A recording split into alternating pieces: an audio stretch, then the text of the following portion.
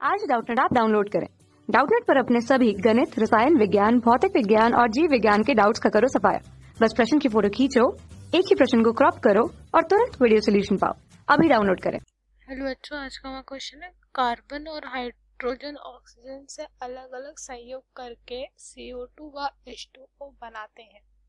इन दोनों योजकों में ऑक्सीजन के निश्चित भार 16 से संयोग करने वाले कार्बन व हाइड्रोजन के भारों में 6:2 का अनुपात है। बताइए कार्बन और हाइड्रोजन परस्पर किस अनुपात में संयोग करेंगे। इसे रासायनिक संयोग में जिस नियम से पुष्टि होती है उसका उल्लेख कीजिए। तो बच्चों, हमारे प्रश्न में हमसे ये पूछा है कार्बन और हाइड्रोजन ऑक्सीजन से अलग अलग संयोग करके क्या बनाता है,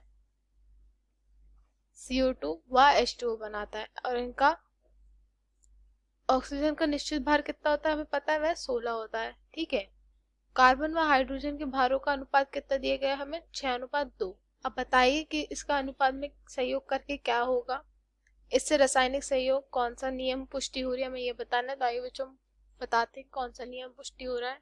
तो बच्चों, इसमें तुल्य अनुपात का नियम लागू होता है। कौन सा बच्चों, तुल्य अनुपात का नियम। ठीक है बच्चों, अब हम जानते हैं तुल्य अनुपात का नियम क्या कहता है। इस नियम के अनुसार जब दो भिन्न भिन्न तत्व तीसरे तत्व से के एक निश्चित द्रव्यमान से अलग अलग क्रिया करते हैं तो इनके द्रव्यमान का अनुपात या तो समान होता है या इसका कोई सरल गुणक होता है। तो आइए बच्चों हम पहले हम लिख लेते हैं हमारी इस परिभाषा को।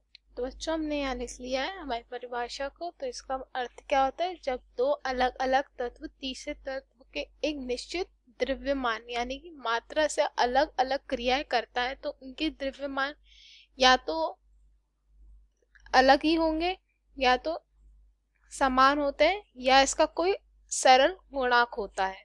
ठीक है, ये था इसका हमारा तुल्य अनुपात के नियम का अर्थ। तो बच्चों, इसका जो प्रतिपादन है वह किसने किया है, हमारे रिचर ने। ठीक है बच्चों, अब हमें इसका हमारे प्रश्न में और क्या पूछा है, बताइए कार्बन और हाइड्रोजन परस्पर किस अनुपात में सहयोग करेंगे। तो आइए बच्चों हम जानते हैं किस अनुपात में वे सहयोग करेंगे। हम ले लेते हैं बच्चों CO2 जो हमारे किसके बराबर होता है, 12:32 यानी कि 3:8। हमारा H2O ले लेते हैं बच्चों 2:16 जो हमारे किसके बराबर हो जाएगा, 1:8 के।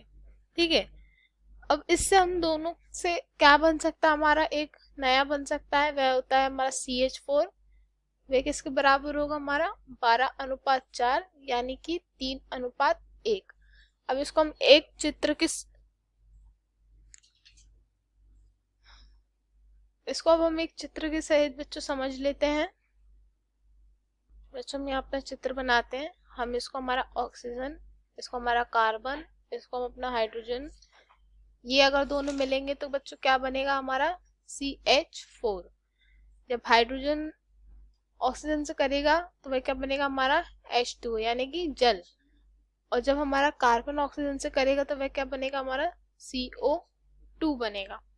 ठीक है, यानी कि ये भी सेम अनुपात में कर रहा है इसके साथ, हमारा हाइड्रोजन भी और हमारा यानी कि हमारा कार्बन और हाइड्रोजन भी सेम अनुपात में ही संयोग करेंगे, संयोजन करेंगे। हम यहाँ देख लेते हैं कितने अनुपात में कर रहा है बच्चों, हमारा 12:4 यानी कि 3:1 में। तो बच्चों ये था हमारे इस प्रश्न का उत्तर। हमें यहाँ बताना था कि कौन सा नियम की पुष्टि हो रही है और कार्बन और हाइड्रोजन का हमें परस्पर का अनुपात भी बताना था। हमने बताया कि 3:1 में करेंगे वो।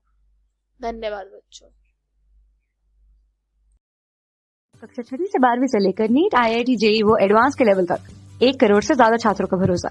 आज ही डाउनलोड करें डाउटनेट ऐप या व्हाट्सएप करें अपने सारे डाउट्स 8400 400 400 पर।